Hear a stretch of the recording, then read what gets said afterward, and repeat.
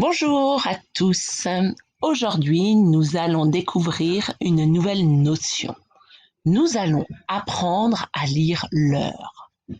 Pour cela, nous allons devoir bien comprendre ce qui est représenté sur l'horloge. Allez, c'est parti. Regardons maintenant avec précision l'horloge. Nous voyons qu'autour de l'horloge, il y a un cadran avec des graduations, des grandes et des petites. Les grandes graduations sont associées à un nombre. Les petites graduations n'ont aucune indication. Maintenant, nous voyons qu'à l'intérieur de l'horloge, il y a deux aiguilles. Une petite et une longue. La petite aiguille est un peu plus large alors que la longue aiguille est fine. La petite aiguille rouge nous indique les heures, tandis que la longue aiguille bleue nous indique les minutes. Regardons maintenant les graduations. Tout d'abord, les grandes. Il y en a 12 et elles sont toutes numérotées.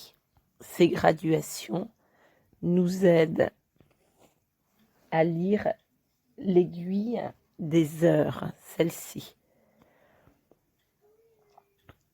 En revanche, il y a entre les grandes graduations des petites graduations. Il y en a 4. Et si on compte toutes les graduations, il y en a en tout 60. Celles-ci nous permettent de lire les minutes. On part de 0 minutes à 59 minutes. Dans une journée, il y a 24 heures. Pourtant, si on regarde précisément l'horloge, on se rend compte qu'il n'y a que 12 heures.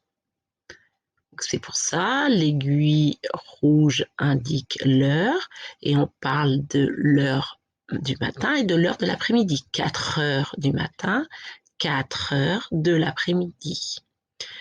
Donc, lorsque l'on compte les heures, on parle de 0 heure jusqu'à midi et de midi jusqu'à minuit. L'aiguille rouge fait donc deux fois le tour du cadran dans une journée.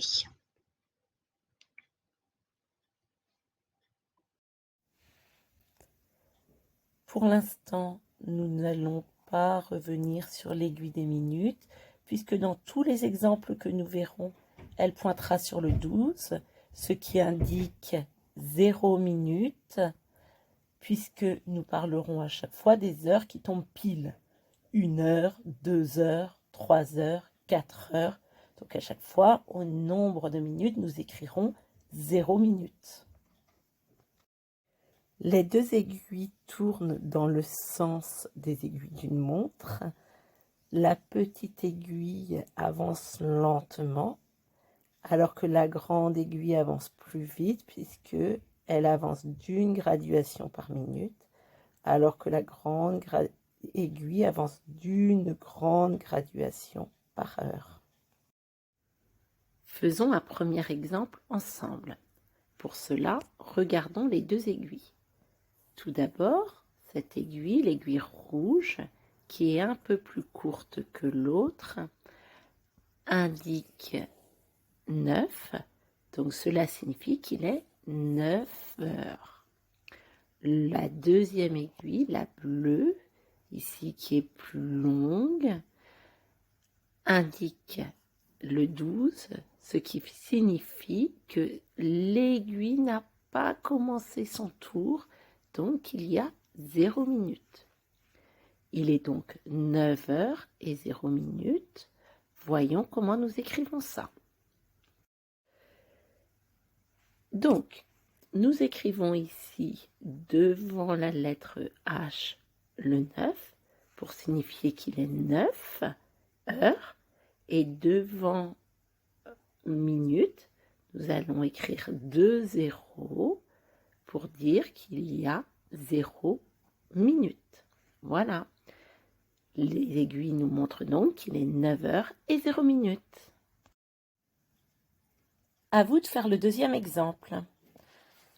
Vous allez indiquer quelle heure il est. Donc vous pouvez l'écrire sur votre ardoise ou sur votre cahier. Regardez bien la flèche rouge qui pointe sur les heures et la flèche bleue qui pointe sur les minutes. Je vous laisse faire le travail.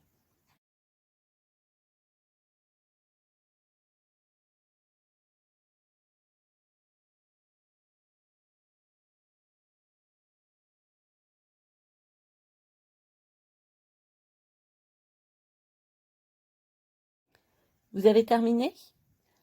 Alors, regardons ensemble ce que nous allons écrire. Regardons maintenant la réponse. Nous avons écrit 2 devant heure, puisque l'aiguille rouge, la petite aiguille, celle qui nous indique les heures, pointe sur le 2. Donc ça signifie qu'il est 2 heures. Ensuite, nous avons écrit 00 devant minute, puisque l'aiguille des minutes, la longue aiguille bleue, n'a pas commencé à tourner, donc elle est à 0 minutes. C'est pour ça que nous avons écrit qu'il est 2h 0 minutes.